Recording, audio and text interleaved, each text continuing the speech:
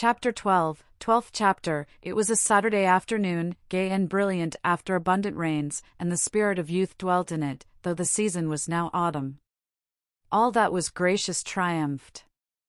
As the motor cars passed through Summer Street they raised only a little dust, and their stench was soon dispersed by the wind and replaced by the scent of the wet birches or of the pines.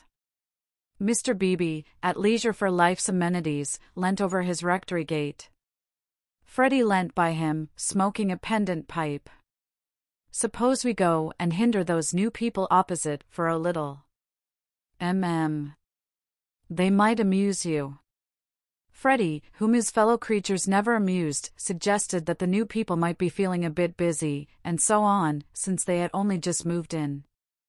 "I suggested we should hinder them," said Mr. Beebe. "They are worth it." Unlatching the gate, he sauntered over the triangular green to Sissy Villa. "Hello," he cried, shouting in at the open door, through which much squalor was visible. A grave voice replied, "Hello. I've brought someone to see you. I'll be down in a minute." The passage was blocked by a wardrobe, which the removal men had failed to carry up the stairs. Mr. Beebe edged round it with difficulty. The sitting room itself was blocked with books. "Are these people great readers?" Freddie whispered. "Are they that sort? I fancy they know how to read, a rare accomplishment." "What have they got?" "Byron." "Exactly. A Shropshire lad." "Never heard of it." "The Way of All Flesh." "Never heard of it." "Gibbon." "Hello!" "Dear George reads German." Schopenhauer, Nietzsche, and so we go on." "Well, I suppose your generation knows its own business, Honeychurch." "Mr. Beebe, look at that," said Freddie in awestruck tones. On the cornice of the wardrobe, the hand of an amateur had painted this inscription: "Mistrust all enterprises that require new clothes." "I know. Isn't it jolly? I like that. I'm certain that's the old man's doing." "How very odd of him." "Surely you agree?" But Freddie was his mother's son and felt that one ought not to go on spoiling the furniture. "Pictures," the clergyman continued, scrambling about the room. "Giotto, they got that at Florence, I'll be bound." "The same as Lucy's got." "Oh, by the by, did Miss Honeychurch enjoy London?" "She came back yesterday." "I suppose she had a good time?" "Yes, very," said Freddie, taking up a book. "She and Cecil are thicker than ever." "That's good hearing." "I wish I wasn't such a fool, Mr. Beebe." Mr. Beebe ignored the remark. "Lucy used to be nearly as stupid as I am, but it'll be very different now, Mother thinks. She will read all kinds of books." "So will you." "Only medical books. Not books that you can talk about afterwards. Cecil is teaching Lucy Italian, and he says her playing is wonderful. There are all kinds of things in it that we have never noticed. Cecil says, 'What on earth are those people doing upstairs?' Emerson, we think we'll come another time." George ran downstairs and pushed them into the room without speaking. "Let me introduce Mr. Honeychurch, a neighbor." Then Freddie hurled one of the thunderbolts of youth. Perhaps he was shy, perhaps he was friendly, or perhaps he thought that George's face wanted washing. At all events he greeted him with, "How d'ye do? Come and have a bathe." "Oh, all right," said George, impassive. Mr. Beebe was highly entertained. "How d'ye do? How d'ye do? Come and have a bathe," he chuckled. "That's the best conversational opening I've ever heard. But I'm afraid it will only act between men. Can you picture a lady who has been introduced to another lady by a third lady opening civilities with 'How do you do? Come and have a bathe?' And yet you will tell me that the sexes are equal." I tell you that they shall be, said Mr. Emerson, who had been slowly descending the stairs. Good afternoon, Mr. Beebe. I tell you they shall be comrades, and George thinks the same. We are to raise ladies to our level? The clergyman inquired. The Garden of Eden, pursued Mr. Emerson, still descending, which you place in the past, is really yet to come. We shall enter it when we no longer despise our bodies. Mr. Beebe disclaimed placing the Garden of Eden anywhere. In this, not in other things, we men are ahead. We despise the body less than women do. But not until we are comrades shall we enter the garden. I say, what about this bathe? Murmured Freddie, appalled at the mass of philosophy that was approaching him. I believed in a return to nature once. But how can we return to nature when we have never been with her? Today, I believe that we must discover nature. After many conquests, we shall attain simplicity. It is our heritage. Let me introduce Mr. Honeychurch, whose sister you will remember at Florence. How do you do? Very glad to see you, and that you are taking George for a bathe. Very glad to hear that your sister is going to marry. Marriage is a duty. I am sure that she will be happy, for we know Mr. Weiss, too. He has been most kind. He met us by chance in the National Gallery and arranged everything about this delightful house. Though I hope I have not vexed Sir Harry Otway. I have met so few liberal landowners, and I was anxious to compare his attitude towards the game laws with the conservative attitude. Ah, this wind! You do well to bathe. Yours is a glorious country, Honeychurch. Not a bit, mumbled Freddie. I must, that is to say, I have to have the pleasure of calling on you later on, my mother says, I hope. Call, my lad? Who taught us that drawing-room twaddle? Call on your grandmother. Listen to the wind among the pines. Yours is a glorious country. Mr. Beebe came to the rescue. Mr. Emerson, he will call, I shall call, you or your son will return our calls before 10 days have elapsed.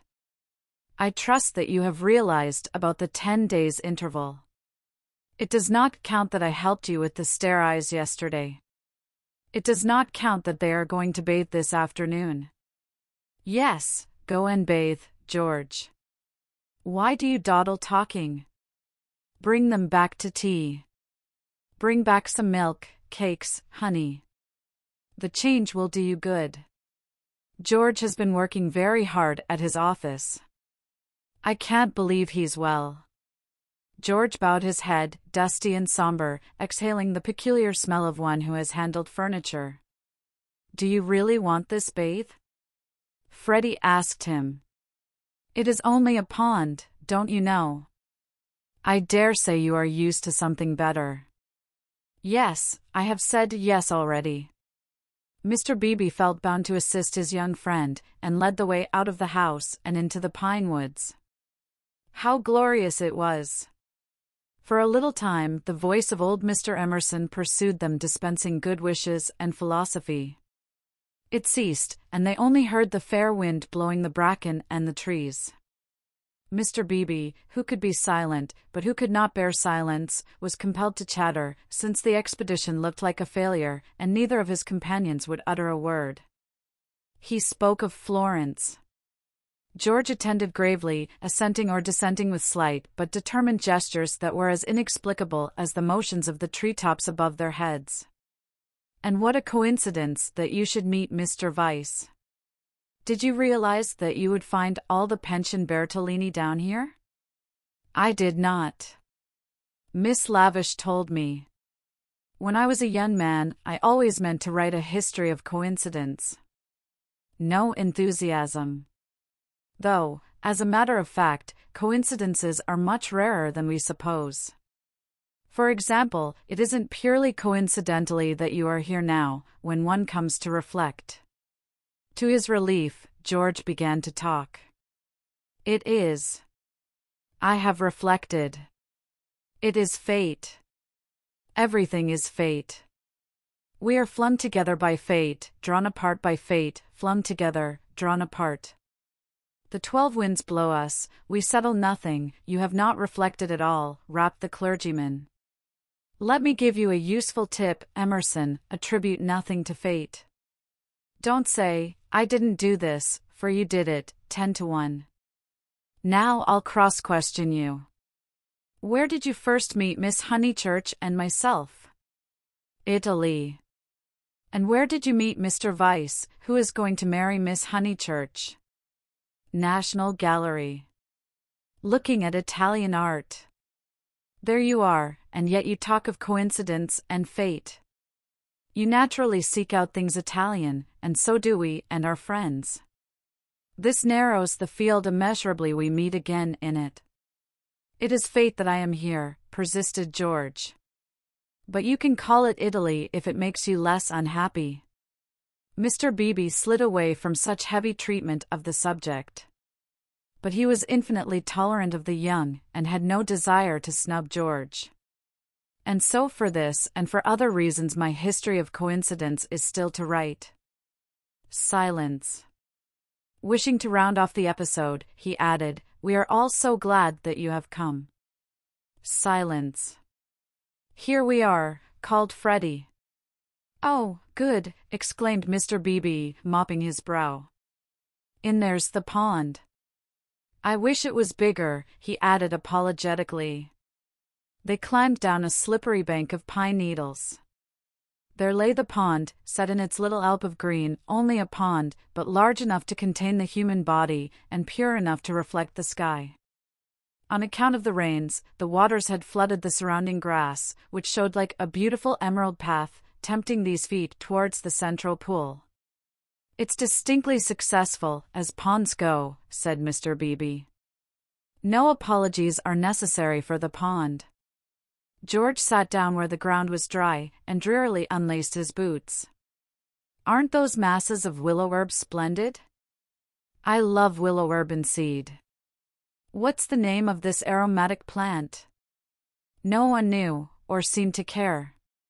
These abrupt changes of vegetation, this little spongeous tract of water plants, and on either side of it all the growths are tough or brittle, heather, bracken, hurts, pines.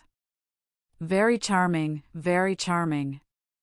Mr. Beebe, aren't you bathing? Called Freddie, as he stripped himself. Mr. Beebe thought he was not. Water's wonderful, cried Freddie, prancing in. Water's water, murmured George. Wetting his hair first, a sure sign of apathy, he followed Freddie into the divine, as indifferent as if he were a statue and the pond a pail of soapsuds. It was necessary to use his muscles. It was necessary to keep clean. Mr. Beebe watched them, and watched the seeds of the willow herb dance corkily above their heads. A push-oo, a push-oo, a push-oo, went Freddie, swimming for 2 strokes in either direction, and then becoming involved in reeds or mud. Is it worth it? Asked the other, Michelangelesque on the flooded margin. The bank broke away, and he fell into the pool before he had weighed the question properly. He poof, I've swallowed a pollywog, Mr. Beebe, water's wonderful, water's simply ripping. Water's not so bad, said George, reappearing from his plunge, and sputtering at the sun. Water's wonderful. Mr. Beebe, do. A push-oo, coof. Mr. Beebe, who was hot, and who always acquiesced where possible, looked around him. He could detect no parishioners except the pine trees, rising up steeply on all sides, and gesturing to each other against the blue. How glorious it was! The world of motor cars and rural deans receded inimitably.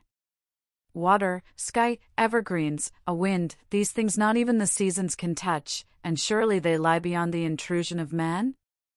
I may as well wash too, and soon his garments made a third little pile on the sward, and he too asserted the wonder of the water.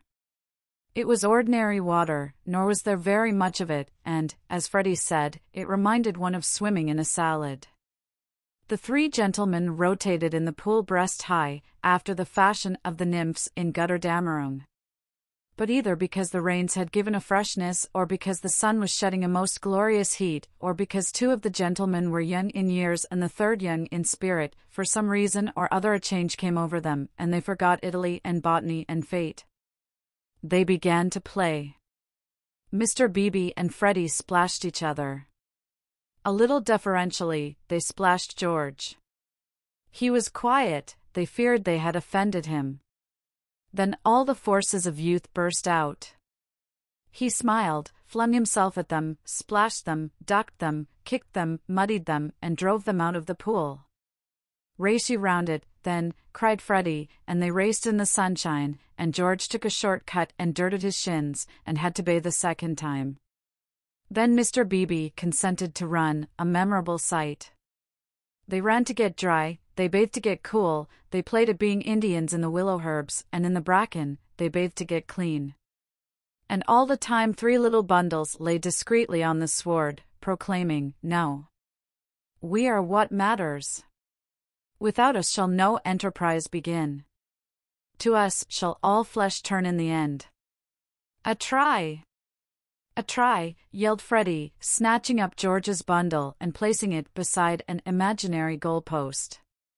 "Soccer rules," George retorted, scattering Freddie's bundle with a kick. "Goal! Goal! Pass! Take care my watch," cried Mr. Beebe. Clothes flew in all directions. "Take care my hat!" "No, that's enough, Freddie.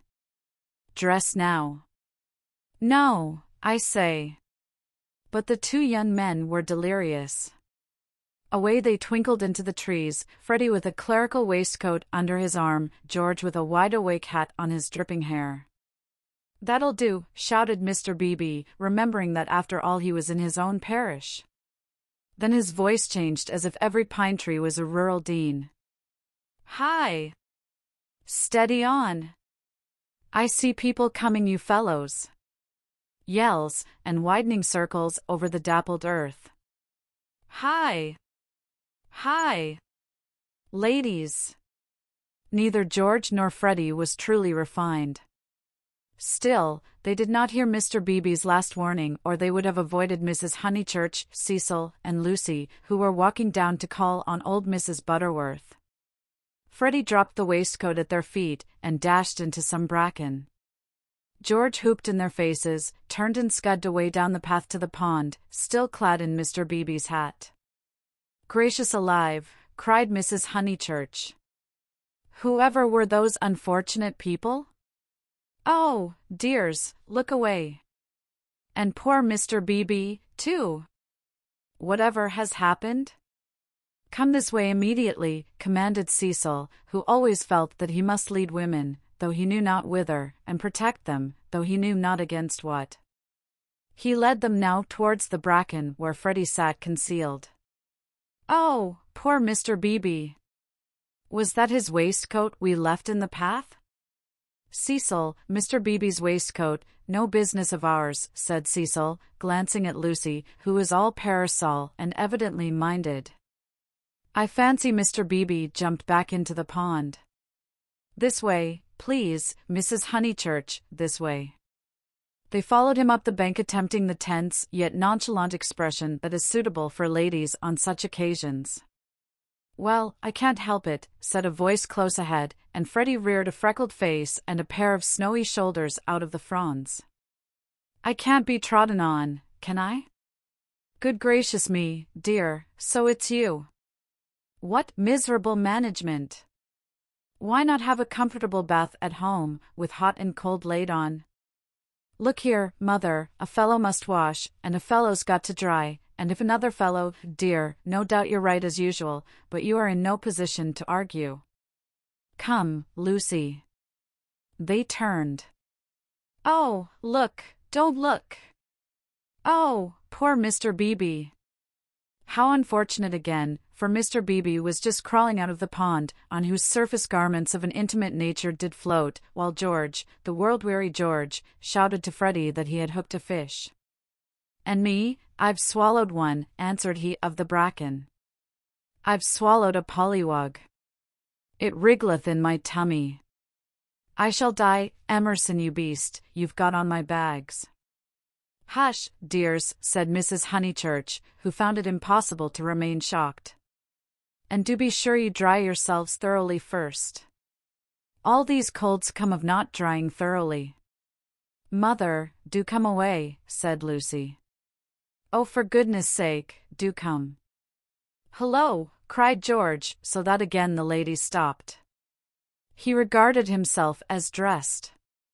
Barefoot, bare-chested, radiant and personable against the shadowy woods, he called, "Hello, Miss Honeychurch." "Hello!" "Bow, Lucy, better bow." "Whoever is it?" "I shall bow." Miss Honeychurch bowed. That evening and all that night the water ran away. On the morrow the pool had shrunk to its old size and lost its glory. It had been a call to the blood and to the relaxed will, a passing benediction whose influence did not pass, a holiness, a spell, a momentary chalice for youth.